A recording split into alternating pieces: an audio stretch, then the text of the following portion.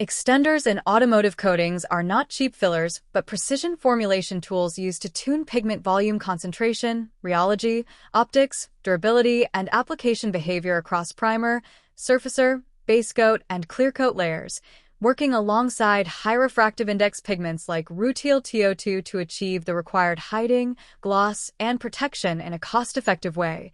In pigmented systems, hiding is dominated by TiO₂ with a refractive index around 2.7, while most extenders such as calcium carbonate, talc, kaolin, and barium sulfate lie in the 1.45 to 1.65 range and sit inside binders around 1.50, making them almost transparent individually but extremely important collectively because they control how TiO₂ is spaced, dispersed, and stabilized and how the film microstructure develops during drying and curing. And since light scattering efficiency depends on the refractive index contrast, extenders are intrinsically far weaker scatterers than TiO₂ and therefore do not replace it directly, but instead act as architects that prevent TiO₂ flocculation and crowding so each TiO₂ particle becomes more optically effective.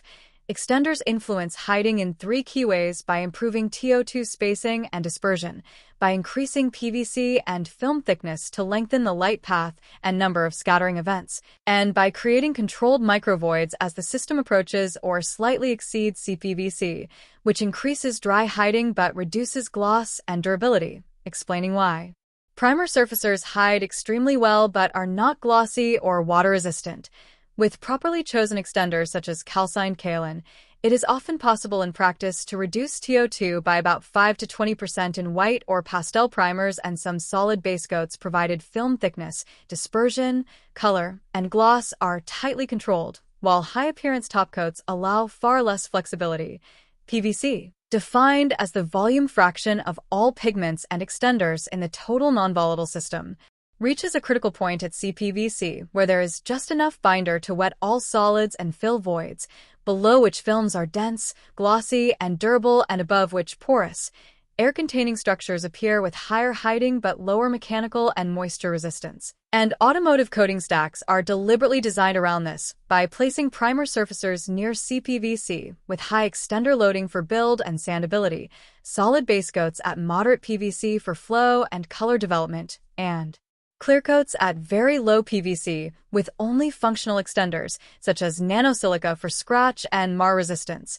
In modern low-VOC systems, extender particle size distribution becomes critical because narrow single-mode distributions leave voids and demand more binder, while bimodal or multimodal systems using coarse particles to form a skeleton and fine particles to fill the interstices improve packing density, reduce binder demand, enable higher solids, and maintain sprayability, provided the largest particles remain smaller than the dry film thickness to protect DLI and gloss.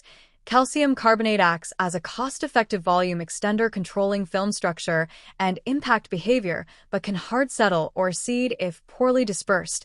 Talc's plate-like morphology provides barrier properties, sag control, and excellent sandability. Kaolin and calcined kaolin create a TiO₂ spacing effect that improves scattering efficiency and enables partial TiO₂ reduction.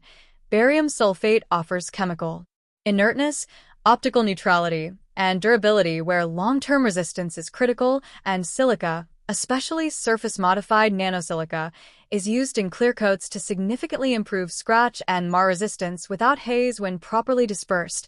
Mohs hardness introduces another trade-off where hard extenders like silica improve abrasion resistance, but increase equipment wear and sanding difficulty, while softer extenders such as talc and soft calcium carbonate improve sandability and tool life, which is why automotive systems typically use talc-rich primers and nano-silica-modified clears rather than coarse hard minerals in visible layers.